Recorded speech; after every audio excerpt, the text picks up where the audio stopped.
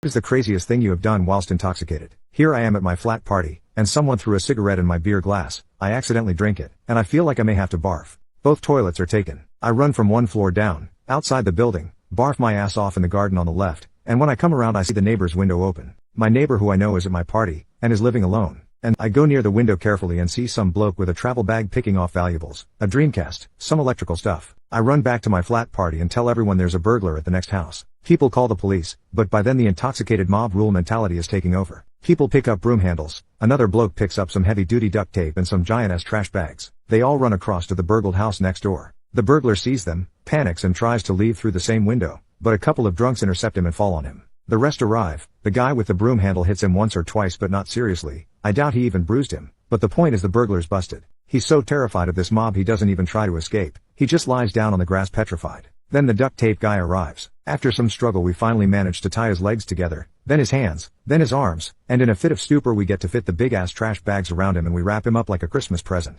The only thing out of the pack of bags being his head. He looks like a huge-ass cartoon caterpillar. Then we tie him up even more, with everything we got. Someone even brought scotch tape and wrapped it around him just for kicks. The dude, being pretty tall but thin and untrained as hell, is just sitting there, mumbling in shock to be let go and that he won't come back again. We all start cheering up again when another guy has the fantastic notion to go to the all-nighter supermarket and buy a pack of rubber bands to wrap around Cater Burglar, and we wait for him for about 10 minutes, starting to sober up. The police are still nowhere in sight. The guy who went to the supermarket returns not with rubber bands but with some pretty heavy rope. Here is where I go up to my room to see if everything was alright, and when I return I see the rest of the party people having tied and raising the burglar upside down by his feet on a lamp post like a piñata. We kept him hanging there for about 20 minutes before the police arrived. By the time they arrived we had turned the speakers towards the street and were partying around the human caterpillar. I think somebody offered the dude some beer, but he couldn't drink it upside down. They asked us to turn the music down, which we did after a minute or two. There wasn't a problem with the noise because the neighbors were glad we caught a burglar, and besides the street dancing and laughing we were quite peaceful. I remember one old neighbor opening her window to tell us to keep the noise down, but as soon as she saw what was going on outside and we explained who the human caterpillar was, she burst into a fit of laughter and went back inside.